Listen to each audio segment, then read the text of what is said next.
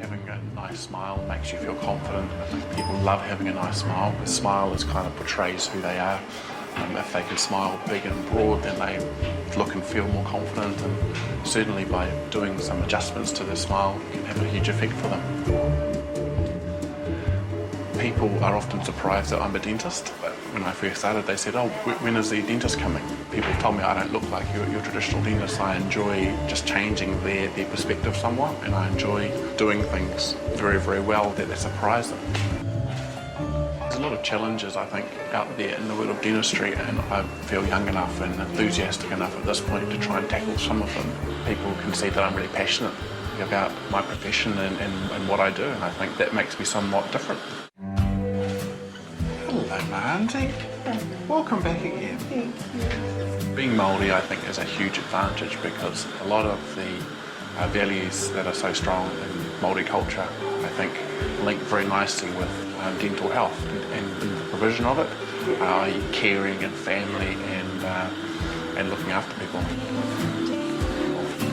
I was adopted when I was born, and I was raised by two Pākehā, by my mum and dad, Gary and Ellison, who really cared for me, and I got to meet, very lucky to meet my Māori family later in life. And growing up, it was interesting because I was raised with my Pākehā family with two Pākehā brothers, and I was the brown one, but I thought that was fantastic. I've always felt somewhat different to others, and I think it just makes you stronger. And I was lucky I got the best of both worlds. Now it might be a big deal, but believe me then, we got a little baby and we looked after him. And that was it?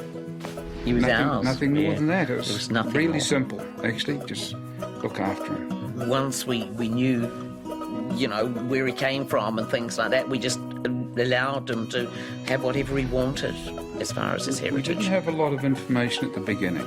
No. But we knew he was brown, because it was fairly obvious. And Allison's dad lived on the Whangahu Marae and with a lady called Dorsey, and so we asked Dorsey to name him. So that's why it's got Araki. And so, because the way we felt was, if he has a Maori name, he can use that if he wants to, and if you've seen his nice black V8, it's got Araki on the back. My father, he's a scientist, and he always made me feel as though you're able to discuss things, and you should be able to feel confident amongst people who are very highly educated.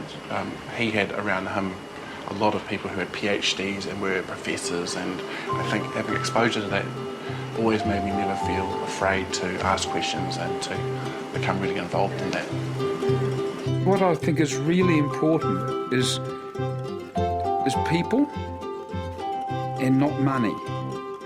Money is a useful sort of thing, but it's not a very good friend.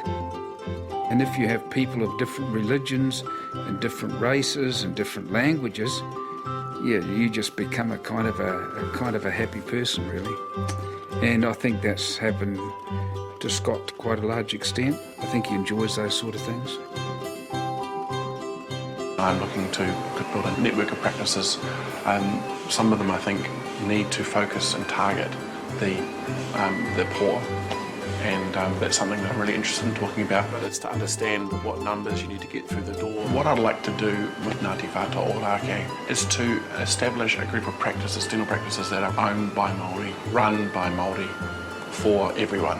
I want it to be a practice that stands on its own 2 feet, that doesn't rely on government funding or rely on external interest. It should be a place that is successful as a dental practice and targets directly those that are most in need.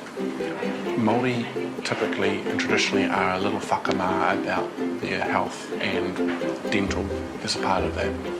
And I think that hopefully over time that's going to change. Hara mai ki konei, ki te Dental Care West. Nā te mea he tino pai skarariki. He taupau, ngā poka, hara mai konei. He tino rahui taku tamaiti, Scott. He tino whakamārama tia tana mahi. And we're all done. You did very well once again. Anyone can have great teeth these days. It's not just something reserved for the rich and privileged few. There's not one ingredient that makes you successful, I think.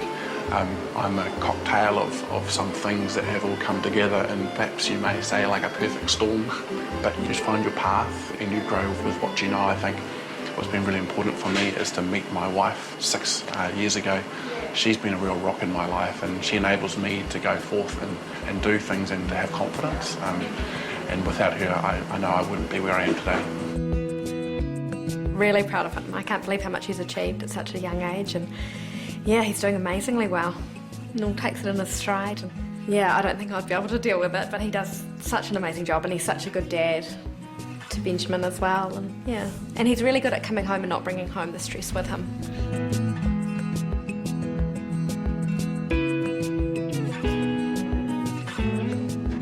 Having a new practice come on board, and then with having a new baby, definitely has meant that I had to work a bit harder to get my work and life balance together, and it's something that we're always working on. I'm just really excited to, become a really good dad, just like my dad was, and have him grow up and be able to do lots of things with him. Can't wait. And with Rachie as well, of course.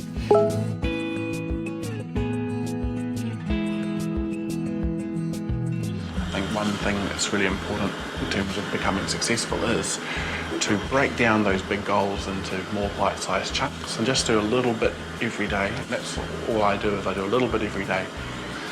I do a lot of things to annoy all the staff that work for me to do little things every day, and I'm always, a big role of mine now is to keep encouraging and to inspire them to do a little thing every day, and hopefully those things all add up and one day it's great. Well, I've got a number of new exciting ventures coming up, but the one that I'm working on hardest at the moment, we're going to be offering things like free checkups for school kids and free orthodontic consultations for people. What has always been typically a very expensive exercise, we're looking to become much more affordable and offering payment plans and lots of things. I'm very lucky, and that's why I'm really interested in doing, for example, my free dental day every year, where I donate an entire day's treatment to the community. It's one little small thing, but it's a way of giving back. And I do free braces for kids who are involved in SIPs, because they have crooked teeth, would never ever be able to have straight teeth, so I just do that for free of charge for them. And just little things, I think, hopefully do make some difference.